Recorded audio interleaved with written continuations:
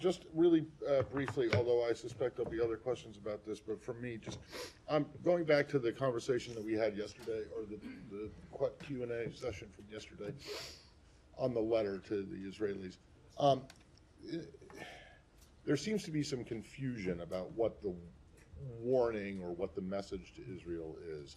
And a lot of people have taken the view or have interpreted it as you are threatening a quote-unquote arms embargo on Israel.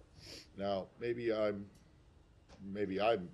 mistaken, but my impression was that's not what is being threatened here or being discussed. So our commitment to Israel's security and to the defense of Israel is ironclad. That will not change. As the letter makes clear, there are implications under U.S. law to the delivery of humanitarian assistance, and Israel doing everything that it can to ensure that the delivery of humanitarian assistance is not impeded. And I'm not going to get into hypotheticals, but it does make clear that there are implications under U.S. law. But our hope is that Israel will take the steps that we outlined in the letter. I get that, and that's what you said yesterday. But the thing is that the letter talks about additional FMF, foreign military financing. As you are well aware, there is a 10-year MOU with Israel that is already on the books that you are obligated to provide Israel with $3.3 billion a year in FMF on top, and then another $500 million a year until 2028. For missile defense programs. When the letter talks about additional FMF, does it not mean on top of what you have already committed to? I don't want to get into parsing the letter in any further detail. As I said yesterday, we intended this to be a private diplomatic conversation, not something that we discuss publicly. We're going to have the conversations about the full implications of the letter privately with the government of Israel, but I think I don't want to go beyond that publicly at this point. Yeah, but additional FMF, that does not include FMF that is already in the MOU that you have already committed to, and in some cases has already been spent, even post 2025 or 2026, whatever. We are going to follow our obligations under the law, and beyond that, as I said, I don't want to try to. Well, I'm not sure I understand what your obligations are under the law, and it sounds like you might not either. I do fully understand. We're going to have okay. we're going to have additional FMF mean money on top of the 3.3 billion a year? As I said, $8 billion a year. This is not a letter that we intended to make public. We intended to discuss public. I understand it is public, and so it's very fair for you to ask questions about it. But when it comes to those implications, we're going to have those conversations privately with the government of Israel. And we hope ultimately that this is all hypothetical, because we hope ultimately the government of Israel implements the steps that we outlined. And there are no further implications. Right. But further implications, you can't even speak to what one implication I can't speak be. to them here in this setting. And okay, so if we drag you outside and off camera, you'll be able to speak to the implications? If you join the government of Israel, I'm happy to have a conversation with you about the intent of that letter and what we fully mean by it. But I don't think that's obviously that's not a step that's going to happen. No, I'm being serious, Matt. Here, I get it, but I'm being serious too, because there are people up on the Hill who are outraged and like demanding that this be rescinded, or demanding that you show proof of any potential violation of international humanitarian law or any hindrance of U.S. assistance getting in, and calling this a threat of an arms embargo. And if that's not correct, they should be disabused of that notion, because regardless of what you say about the timing of the letter, we're in the run up to an election. So I think people should know what it is that's at stake here. Is it additional, like on top of what's already in the MOU, which runs until 2028, or does it include stuff that's in the MOU? So first of all, people on the Hill say all kinds of things, not all of which we respond to. It's become a political thing. Right? It has become a political thing, but that's always the case with this type of matter. I'm not going to get it. What I will say is, look, we do have an obligation under the law to ensure that Israel has a qualitative military edge. We have an obligation under the law to continue to comply with the obligations of the MOU. We also have an obligation under the law to ensure that Israel complies with all elements of Okay. U.S. law when it comes So to are the you use of saying our that you have not of yet figured out security how you- assistance that we provide. You're saying then that you have not yet figured out how you might reconcile the two obligations, the qualitative military edge and the MOU, I'm saying with the We're- the additional FMF. We are not at a point today where we have to make that judgment, and we hope that we never get to that point. Right. Okay. Hold on. Yeah. I want to go just to Lebanon for a second, because there was this footage that appeared, I guess, overnight, of Israel blowing up an entire village in southern Lebanon. What do you make of that? So I've seen the footage. I cannot speak to what their intent was or what they were trying to accomplish, what their targets were. I don't know what they were. Obviously, we do not want to see entire villages destroyed. We don't want to see civilian homes destroyed. We don't want to see civilian buildings destroyed. We understand that Hezbollah does operate at times from underneath civilian homes, inside civilian homes. We've seen footage that has emerged over the course of the past 2 weeks of rockets and other military weapons held in civilian homes. So Israel does have a right to go after those legitimate targets, but they need to do so in a way that protects civilian infrastructure, protects civilians. All right, I'm not sure I understand. I cannot speak to what their intent was or what they were trying to accomplish. Isn't it pretty clear that what their intent was, and whether they had a specific target in mind or not? Blowing up an entire village, that seems to be pretty revelatory. I don't know what was in those buildings. I don't know what was potentially underneath those buildings. That's when I say I can't speak to what they were trying to accomplish. Well, have you asked? We have been in contact with them about this this very incident. I don't have a report back. I don't have a report back to share today, but we have been in contact with them about this incident. Well, okay, maybe not a report, but what did they say? Did they say, yeah, we're looking into it, or did they say, no, we did it and we're? I don't have a readout of those conversations yet. All right, thank you. Just on the letter, have you seen any improvement in aid flow to Gaza since it was sent on Sunday? We have seen some improvement in the last few days. So a few things that we have seen the government of Israel do. Number one, we've seen them reopen the route from Jordan, whereby the Jordan military delivers humanitarian assistance directly to the north of Gaza. 50 trucks with food, water, and other humanitarian goods went in over that route yesterday. We have seen them reopen the Erez crossing in the north. We have seen them open a new access route from southern Gaza to northern Gaza to make sure aid that is coming in through Kerem Shalom can make it to the north. We've seen them open a new route for delivery inside southern Gaza. So again, aid that comes through Kerem Shalom that then gets delivered through southern Gaza. We have seen them take steps to approve new warehouses and other staging facilities for the United Nations and other humanitarian organizations to ease some of the logistical burdens that they have faced in storing and then delivering assistance inside Gaza.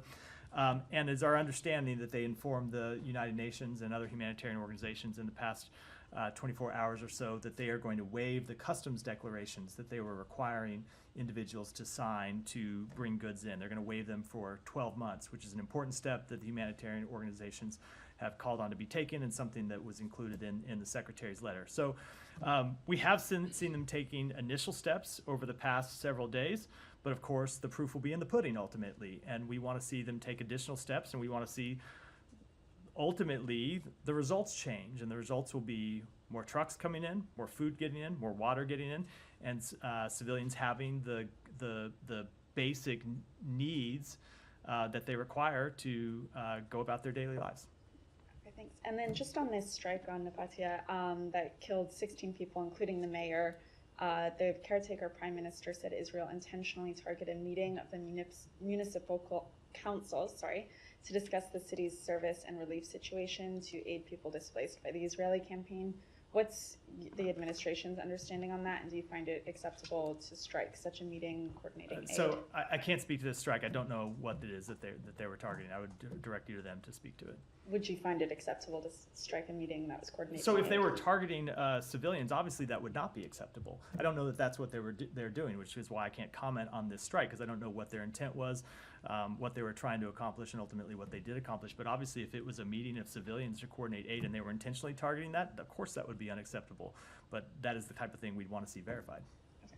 There's been several strikes. Obviously, there's the village of Kana, which the whole village was just about destroyed. And there's Nabatea here, where they killed the mayor during this meeting. And so I have a hard time understanding why you can't comment. I mean, you told them yesterday. Well, yesterday was specifically on Beirut.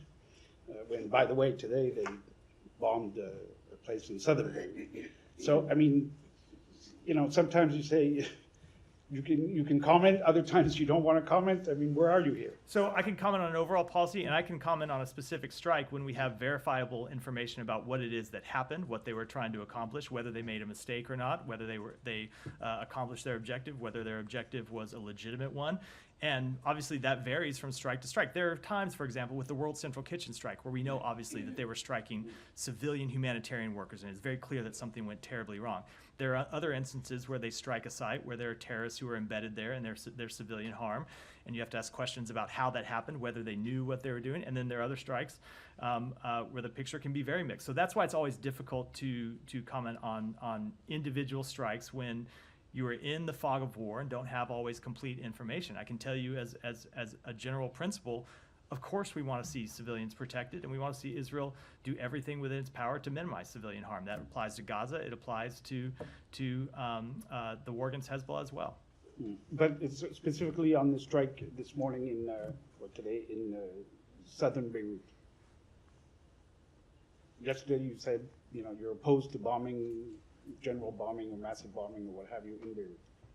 Today they struck the target in southern Beirut. So they Are you okay with that? Or? So they do have the right to target members of Hezbollah. They have the right to target terrorists who are committed to the destruction of Israel, who are committed to death, to murdering civilians.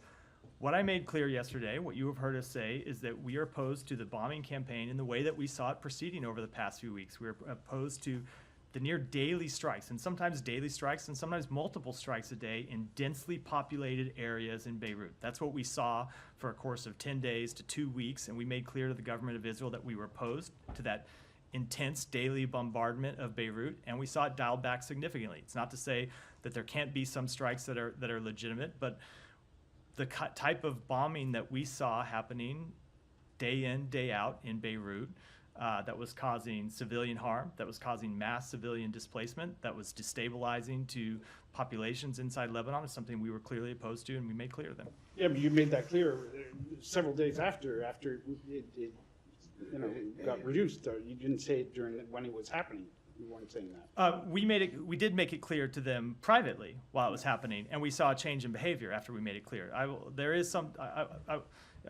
Sometimes we say this to you, and I don't think you don't believe us, that we tell them things privately. This is an example where we told them privately this at a point last week, well before we said it publicly. We made clear we wanted to see a change in behavior. We did see a change in behavior. It's not to make any predictions about what they will do in the future. They're a sovereign country that make their own decisions, but we made clear to them that we opposed the campaign that they were conducting, and we've seen it scaled back significantly.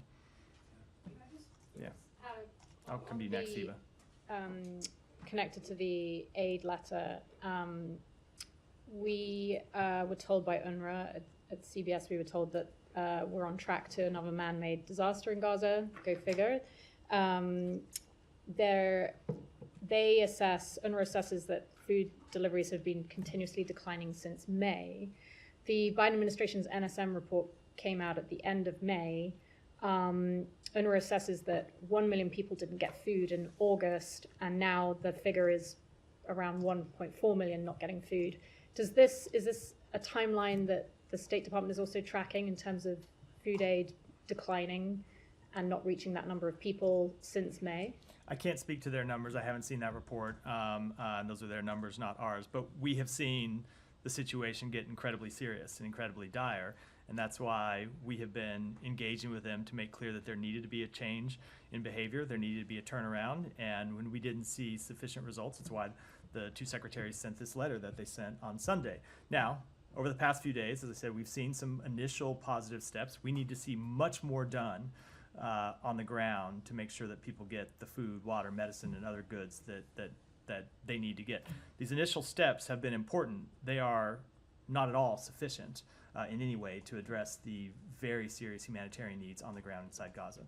So I'm asking in the sense that if you had been tracking that, is it possible that at some point the department could have, and the administration could have reopened the assessment of whether Israel is restricting aid getting in or not? And I know you talk about like it being a problem with Hamas taking the aid inside the Strip, and that's also affecting people getting it.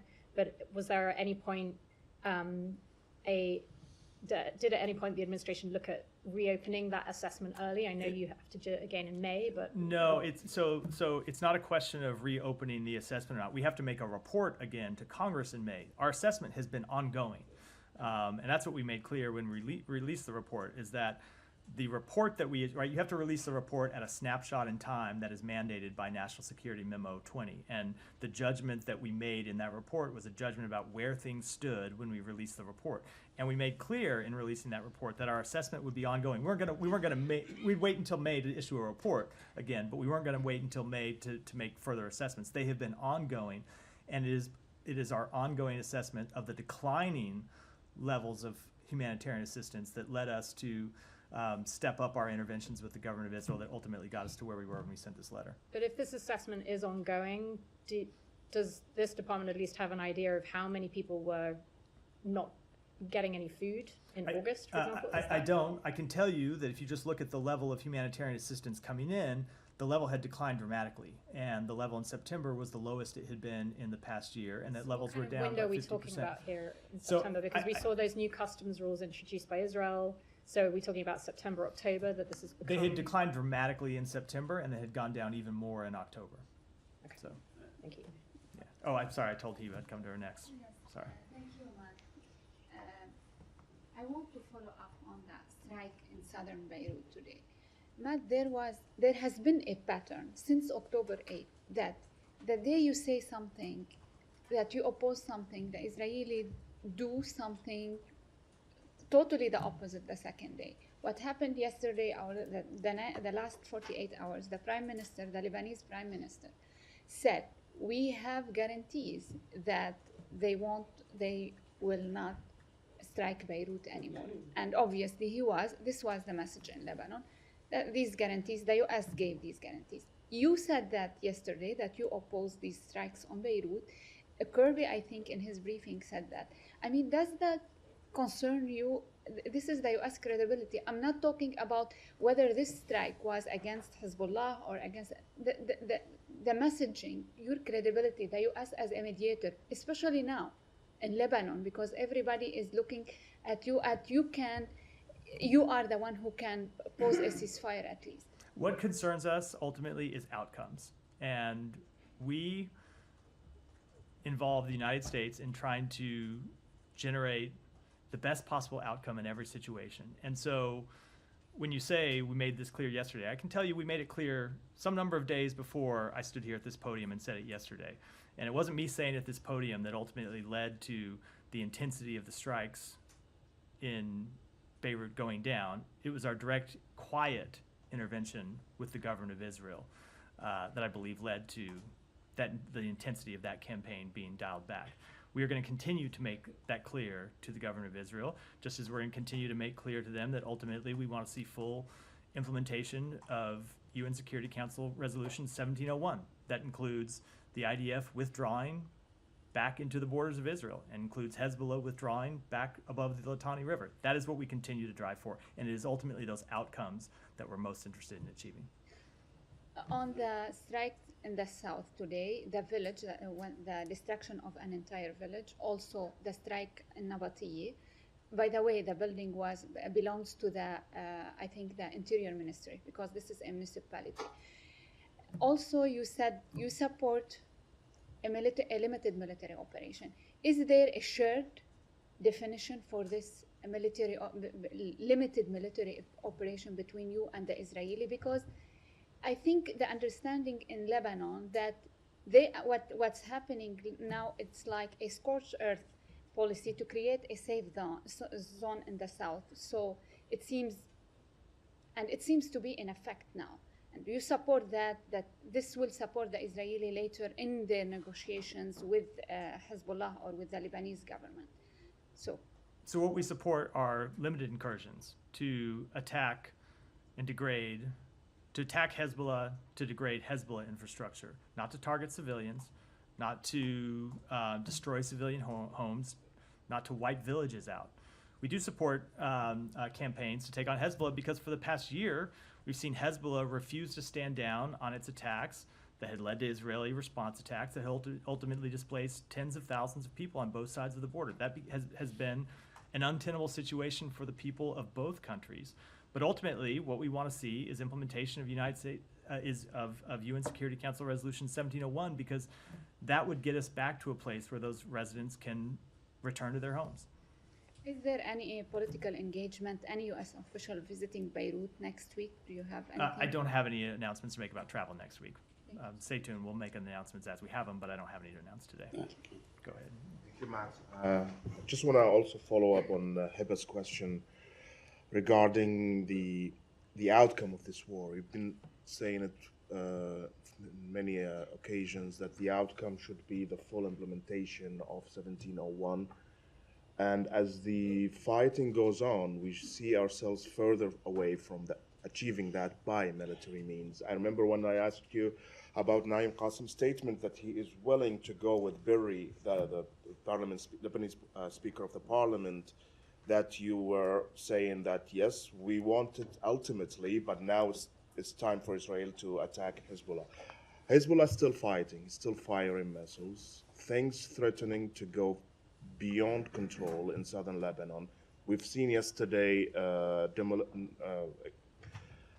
Israeli military just, I don't know what the word to describe that, but a whole village went into nothing in southern Lebanon. Do you feel that maybe this approach of you, allowing Israel this window, is actually dragging you more and more into something that you don't really want? So, first of all, as you've heard me say before, and I'm going to repeat it again because I think it's always an important reminder, Israel is a sovereign country that makes its own decisions. And we impress upon them what we believe the best outcome is for their security interests, for the security interests of neighboring countries, for the security interests of the broader region. But these are decisions that Israel ultimately makes, and we will intervene with them to make clear what we think is the outcome that they ought to pursue. When it comes to what happens next,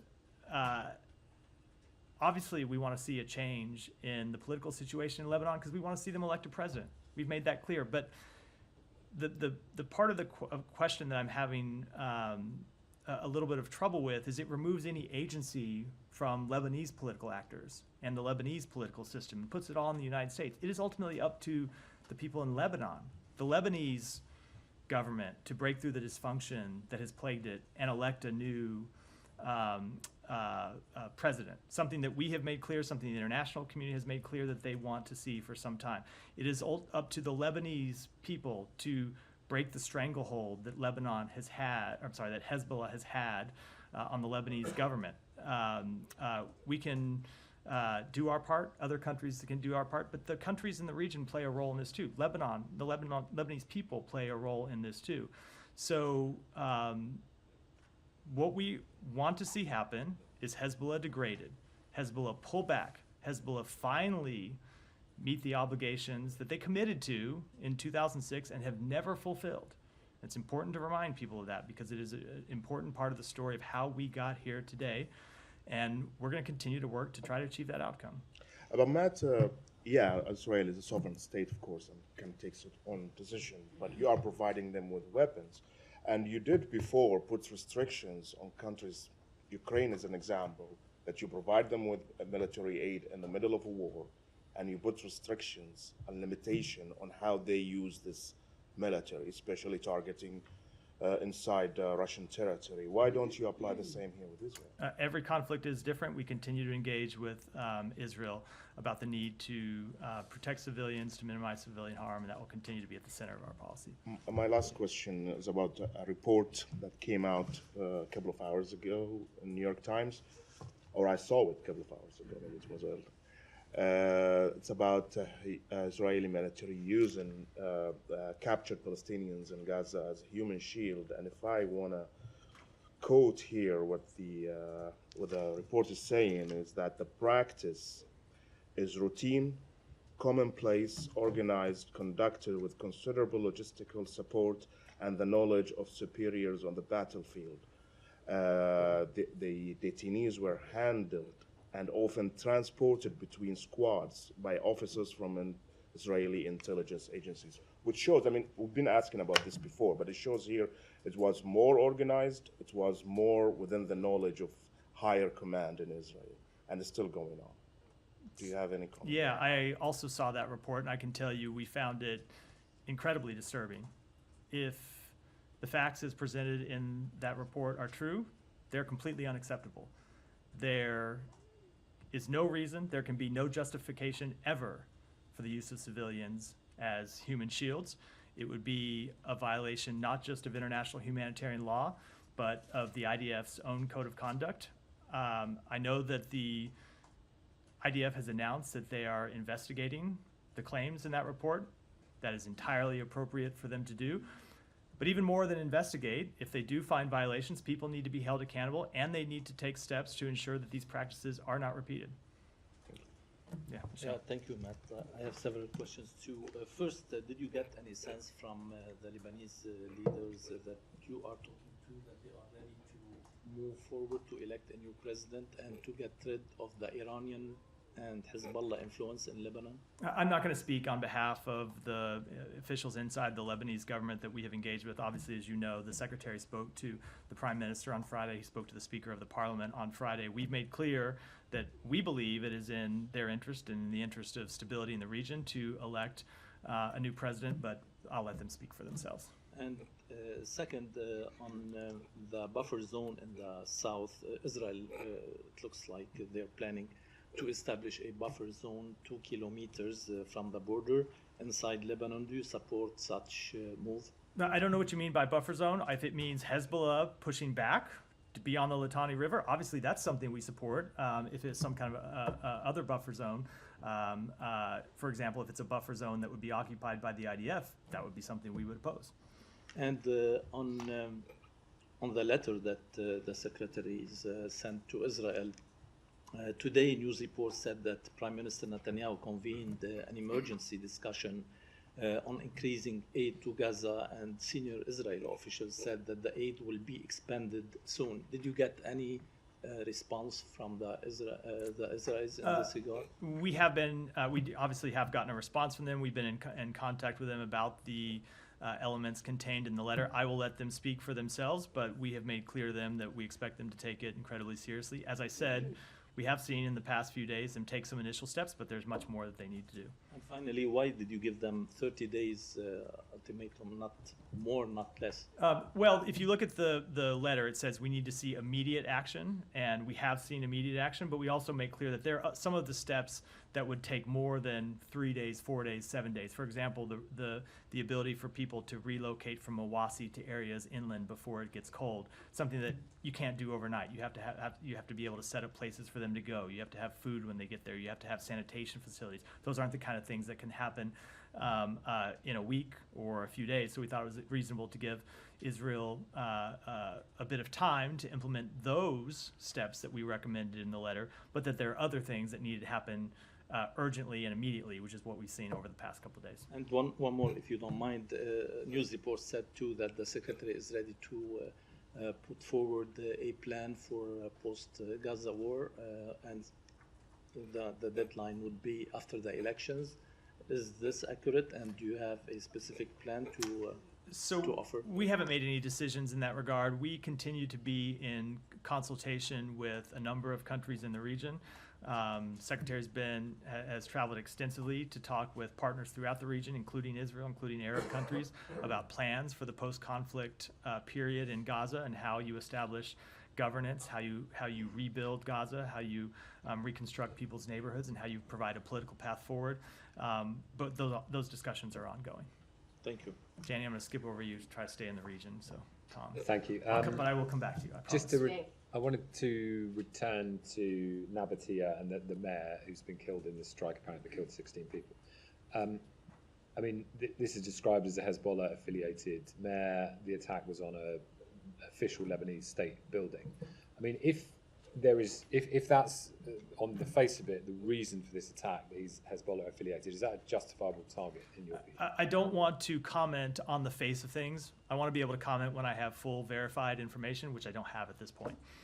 I'm asking a question. I mean, you said earlier that Israel has the right to target members of Hezbollah. I mean, would you regard a Hezbollah-affiliated mayor of a village as a member of Hezbollah that Israel has the right to target? Again, I don't even have confirmation that he's a Hezbollah-affiliated mayor. I'm taking your version of the story. Before I comment on the specifics of a strike or deal with that kind of hypothetical, I would want to know the full particulars, which I don't have at this point. I mean, and the reason I asked the question is just about policy, because obviously a lot of this is using American-supplied arms. So does Israel have the right to target anyone who has an affiliation with Hezbollah? Because this is a group that has a clear military side to it, and it also is deeply embedded in the state. It's the most dominant force in Lebanon. It has civil servants, it has MPs. Would you regard all of those as legitimate targets? They have the right to target militants. They have the right to target those engaged in terrorism, those involved with supporting terrorism, with financing terrorism, and helping carry out terrorist attacks. I think that's clear under an international humanitarian law. They don't have the right to carry out attacks on civilians. That's also clear. Okay, so that sounds like But hold on. When you want to get to the next iteration of looking at an individual person, have to know the specific facts about the individual person. I'm not actually asking you that about an individual person. I'm just asking. It sounds from what you're saying as though there is a line in the, civil servants or MPs who some countries do not designate the political wing of Hezbollah as a terrorist organisation, as I think the US does. But it sounds as though you are putting a line there and saying. I will not either agree or disagree with your characterization. I'm going to stand on the words that I just outlined for myself. I just want to expand this because I think it does go to what the strategy is here, what your strategy is as the primary military backer of Israel in terms of this operation. Because you have moved from a strategy just a few weeks ago, which was get the residents of Israel back to the north, get the residents in Lebanon back to the south. Basically, that was your primary objective, and then rolling into that, trying to get 1701, implemented as part of a short truce where you can get people talking. But you're now way beyond that, because you're now in a situation where you're saying, you want a new president elected. You've said it's up to the Lebanese people to break the stranglehold that Hezbollah has on the Lebanese government. You weren't saying any of these things a month ago. That is absolutely not true. Okay, Just as a factual matter, we have made clear, going back even before. Tom, just let me correct the record because it's really important. Yeah. We have made clear going back before October 7th that we wanted to see the Lebanese parliament break this political deadlock and elect a new president. This is not a position. It's not something new that we are trying to accomplish. But you weren't connecting it to an Israeli military operation which has invaded Lebanon, which is bombing Beirut. And now these things are wrapped together. So I'm asking you about the strategy for the military campaign that you're the key supplier of, because this sounds like, given what Benjamin Netanyahu has said about, he wants the Lebanese to rise up against Hezbollah, and you're saying break the stranglehold. This is now in the context of a military operation. So I'm asking the question, are you creating these conditions for the Israelis to stop? That you want basically Hezbollah removed as both a military and political force in Lebanon? Of course we want to see Hezbollah not exercise political power inside Lebanon. They're a terrorist organization. They're a terrorist organization that is held. Hold on, Tom. Just let me finish. You had a long build up to the question. They're a terrorist organization that has held the Lebanese people hostage, that has killed, murdered civilians inside Lebanon. So of course we don't want to see them involved in governance inside Lebanon. And that is not anything new. I see your hand up. Let me just finish. That is not anything new. That has been the policy of the United States going back years and years, decades, in fact. And it has also been the policy of the United States that we want to see them elect a new president going back for some time. Now, we do want to see people return to their homes. We ultimately want to see a diplomatic resolution, but it needs to be a diplomatic resolution that actually will produce that, hand down for a second, I'll come to you. That will produce that outcome. Because we saw for the year after October 7th, these tit-for-tat attacks going back and forth across the blue line, and the result was tens of thousands of people being displaced for their homes. So we want to see at the end of this military campaign, this diplomatic resolution that will get people home. Yes, we also want to see a change in the Lebanese government. That means Lebanon can elect a new president That has been our position for some time. It's not something that new that started when the first Israeli forces crossed the border. But I'm just challenging that because, yes, you've always said that about, you know, Lebanon's been in this crisis where it hasn't had a president for 2 years, and obviously you don't want Hezbollah in Lebanon. But you weren't saying, we think the way to do that is to bomb Lebanon into this solution, which now I have not said that no, today. You haven't said so that. so, You haven't said just that. to be But what clear, I'm just to be saying is, clear, I'm if trying you want to get- use words, use the I'm words trying that to I've ask you- used. I'm trying to ask you to ask. I'm asking you to disentangle these two things because I'm saying to you, is it a condition of the end of this military operation in Lebanon that these things are achieved, that there is a new president, that Hezbollah are basically disempowered completely, both militarily and political? Because you weren't saying this, the way to achieve that more than 4 weeks ago, you weren't saying the way to achieve that involved a military campaign.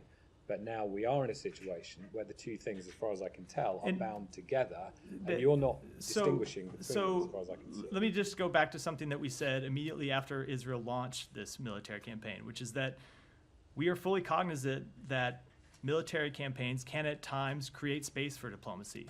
Long history of that. They can also produce the opposite effect.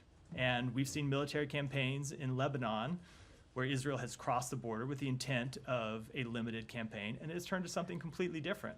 And we're aware of the possibility of that scenario as well. I'm not going to make any predictions about what will happen. I'm telling you what we're going to try to achieve. Ultimately, when you come to asking about the military objectives, that's a question for Israel, not for us. I can tell you what it is that we want to see happen, and that's what I've made clear. And just lastly, I know other people want to come in, but it's just the point is, you know, the president said right at the start of all this, don't repeat the mistakes we made after 9/11. You know, we saw what happened in Iraq with the attempt at regime change, and 10 years later you have ISIS. And so I asked this question because critics of what's happening now in Lebanon with the Israeli military campaign is happening will say, well, look, this is just another regime change attempt. And to try and do that through a campaign of bombing has been proven, especially in the Middle East, to be completely futile and counterproductive. So Yeah, you seem to be, you know, you're behind this. You know, you're in with this now. we are not interested in regime change. We are interested in the people of Lebanon electing a president and breaking the deadlock that a terrorist organization. I don't know how I could be any more clear than that. That's what we've been interested in for years. It's what we continue to be interested in. It continues to be what we push for in our diplomatic engagements. So, Thank you, Matt. First, on the aid, you said that we've seen improvement in the last couple of days. Do you have any, can you quantify that? I mean, what are the number of yeah, as I trucks that- said when I was outlining it, 50 trucks came in from Jordan yesterday. There were another, I think it was 20 or 30 trucks that came in on Monday into Erez. So we've seen some initial truck deliveries, and we've seen the opening of these other routes that should allow aid to move